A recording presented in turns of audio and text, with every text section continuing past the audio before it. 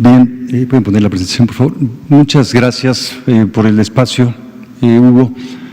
Bueno, primero quisiéramos aquí, junto con Abril y Julio, dos personajes que son colegas de Susana a distancia para tratar de ayudar a que los niños se queden en casa, agradecer a los millones y millones de niños y niñas que están haciendo un gran esfuerzo para contribuir a la contención de esta pandemia. Lo han hecho ya en otros temas de salud pública, son los principales impulsores del cuidado del medio ambiente, son quienes impulsan a los adultos a prevenir el tabaquismo, al uso racional del agua, y ahora lo están haciendo también con la contención de esta pandemia. Por favor, pasamos. Tenemos en nuestro país 40 millones de niños, niñas y adolescentes. Están divididos en 3 grupos etarios y solamente durante los meses que pueda durar la pandemia, entre marzo y junio de este año, van a nacer más de 717,000 nuevos niños y niñas en el país. ¿Cuál es el tema que quisiéramos poner aquí? Básicamente, que ya lo acaban de decir desde el punto de vista de salud, el reto para los niños y niñas en México no es la pandemia, es la invisibilidad. Son 40%, son 30% de la población que normalmente no vemos, que no son tema de los grandes asuntos nacionales, públicos, privados, también en los medios de comunicación, y los temas que tienen que ver con ellos normalmente están muy desdibujados, como en la perspectiva de que la población adulta tomamos todas las decisiones y nos hacemos cada persona en lo particular cargo de sus hijos y de sus hijas. Pasamos, por favor. Lamentablemente esto no solo no sucede así, sino no puede suceder así. Hay una enorme cantidad de bienes y servicios que dependen de las instituciones públicas, también de los privados. Acaban de hablar de la obesidad y sobrepeso, de la malnutrición, depende también de la industria alimentaria, por ejemplo, y que requieren una acción coordinada de los gobiernos. ¿Por qué? Porque la garantía de derechos de niños, niñas y adolescentes solo puede hacerse con el conjunto de las instituciones públicas. Requieren al municipio, al Estado, a la Federación, requieren a todos los sectores de gobierno, requieren, claro, al sector privado y evidentemente requieren a sus familias. Pasamos, por favor. Por eso se ha propuesto en el Sistema Nacional de Protección Integral una serie de acciones que se denominaron acciones indispensables para su atención y su protección durante este lapso de la pandemia del COVID-19, que buscan estas 4 cuestiones: asegurar que tengan acceso a servicios, ahora mencionaré algunos; salvaguardar su integridad, su protección contra violencias y también su integridad en la salud; evitar riesgos sanitarios, como ya se mencionaron, y minimizar los efectos secundarios. UNICEF habla, no voy a decir lo que va a decir Cristian, pero la titular mundial de UNICEF expresa con toda claridad que los niños pueden ser las víctimas invisibles y silenciosas de la pandemia. Después de la pandemia, ¿quién va a pagar, digamos, los costos de toda la afectación que va a haber en muchos ámbitos de la vida pública y privada? Niños, niñas y adolescentes podrían hacerlo, y el tema es evitarlo. Pasamos, por favor.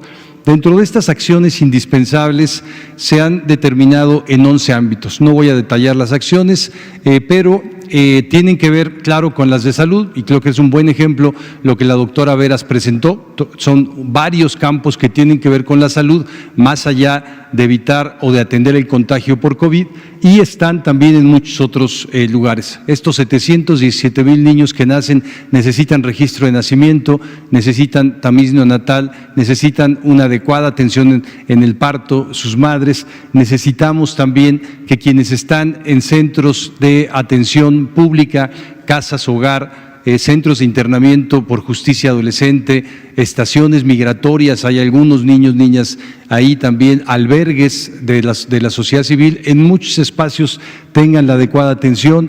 Necesitamos priorizar en las zonas de mayor marginación el agua potable y el saneamiento. Sabemos que sin agua potable no se puede combatir esta pandemia. Apoyo al ingreso, estos programas que está habiendo a nivel del Gobierno de México y también gobiernos estatales y municipales para transferencias financieras a familia, privilegiando a aquellas familias en donde hay niños y niñas. Esto porque ahora vamos a verlo un poco en la siguiente lámina.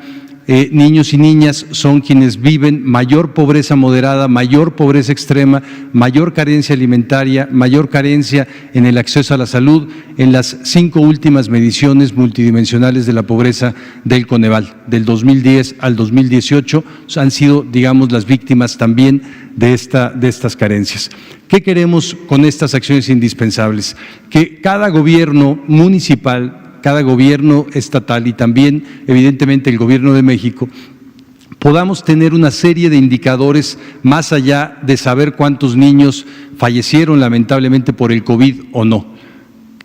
¿Cuáles son los indicadores? ¿Cómo vamos a contener la deserción y el abandono escolar? ¿Cómo vamos a evitar que crezca el trabajo infantil, el trabajo peligroso, el trabajo en condiciones no adecuadas por las carencias económicas?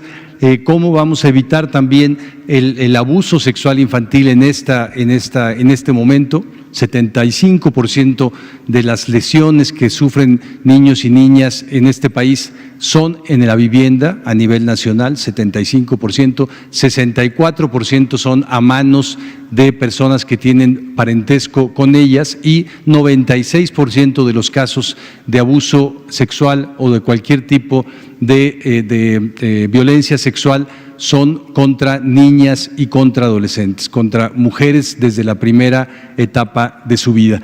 ¿Cómo vamos a prevenir que haya también disminuciones al porcentaje del presupuesto público? También en los 2.500 gobiernos que tenemos, municipios, estados y federación, la tasa de trabajo infantil, el índice de registro de nacimiento. Estamos trabajando con algunos municipios ya desde el nivel municipal, porque aunque hay un acuerdo nacional del Registro Nacional de Población, hay municipios en donde han cerrado las oficinas y empieza a haber ya subregistro de nacimiento. La prevención de la pobreza infantil que mencioné y que en la previsión también de que disminuya el crecimiento económico, esta es una posibilidad real, así como el nivel de carencia alimentaria. Termino diciendo lo que se pretende con esta perspectiva, las acciones indispensables. Podemos pasar, es activar a todas las áreas de gobierno en los 3 órdenes. Los sistemas de protección integral están integrados a nivel nacional por el Gabinete Federal. Los gobernadores, las gobernadoras también forman parte de organismos públicos autónomos, organizaciones de la sociedad civil, y es un mecanismo similar en cada estado y en más de 1.900 municipios. Estos sistemas están activos, están tratando de verificar estos indicadores. Estamos teniendo diariamente reuniones con los secretarios ejecutivos, secretarias mayoritariamente de los sistemas de protección integral, los CIPINAS en los estados y en los municipios, tratando de verificar que estos servicios se activen. Y en esta corresponsabilidad de todo el Estado mexicano hay evidentemente una corresponsabilidad de la población adulta, de las familias, también de las comunidades vecinales. ¿Cómo cuidamos que haya un caso de violencia si nos podemos enterar ahora en la casa de junto que hay un tema de violencia hacia los niños y no denunciamos? Ahí tenemos el 911, tenemos las líneas de apoyo a la contención socioemocional. Necesitamos hacer que niños, niñas, adolescentes sean corresponsabilidad de toda la sociedad, no solamente en una perspectiva individualista de cada persona, de cada familia, una visión patrimonialista de los niños, sino una visión de corresponsabilidad. Necesitamos aplanar la curva de su invisibilidad. Muchas gracias. Muchas gracias. Nos quedan 24 segundos para la última pregunta. Solo vamos a dar espacio a una, por favor. Muy centrada, muy sintética, no me la hagan a mí, hágansela a cualquiera de las personas expertas. ¿Sí me oyen? ¿Sí? ¿Me oyen? ¿Me oyen? Ahora.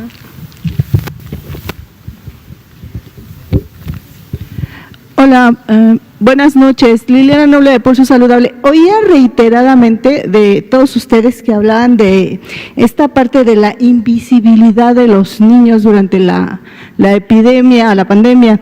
Yo quisiera saber si la obesidad no existía. Claro que existía antes del COVID y el maltrato familiar y todas estas circunstancias. ¿A qué se refieren exactamente cuando hablan de esta invisibilidad en la pandemia en los niños? Gracias.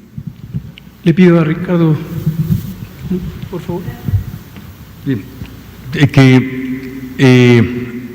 La mayor parte de la acción de las instituciones públicas durante muchos años ha tenido un enfoque adultocéntrico, es decir, la legislación ha estado pensada para la población adulta, los servicios públicos, la infraestructura urbana, la acción del modelo económico, de tal manera que no se ha visto los efectos negativos que ha traído en la población de niños y niñas por no estar justamente en la mira. Le pongo un ejemplo, el hecho de que México haya crecido tanto en los últimos años en la atracción del turismo hizo también que creciera exorbitantemente el turismo sexual infantil. Creció la cobertura de Internet y ha crecido enormemente la pornografía infantil.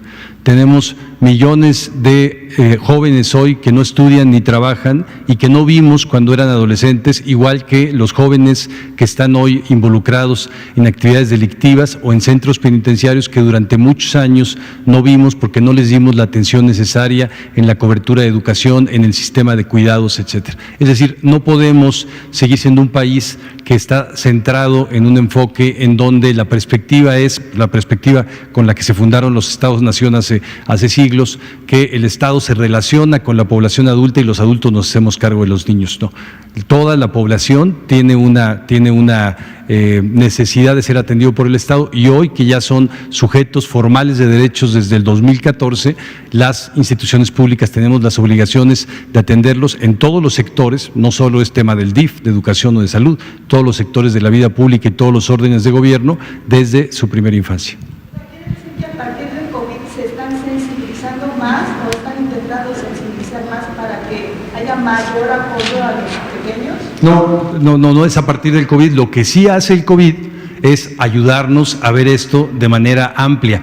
Creo que en ningún momento de la vida del país, al menos en las últimas décadas, México se había dado cuenta que tiene tantos niños y niñas. ¿Por qué? Porque los tenemos en casa, porque ahí están, porque estamos viendo cada una de sus problemáticas. Entonces el COVID nos ayuda, como en muchos otros ámbitos de la vida pública, a visibilizar estas situaciones y tratar también de poner un freno a los efectos que puede tener, que ya se mencionaron de distintas formas.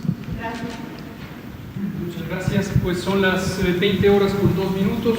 Aquí terminamos. Muchas gracias por su atención. Gracias. Buenas noches.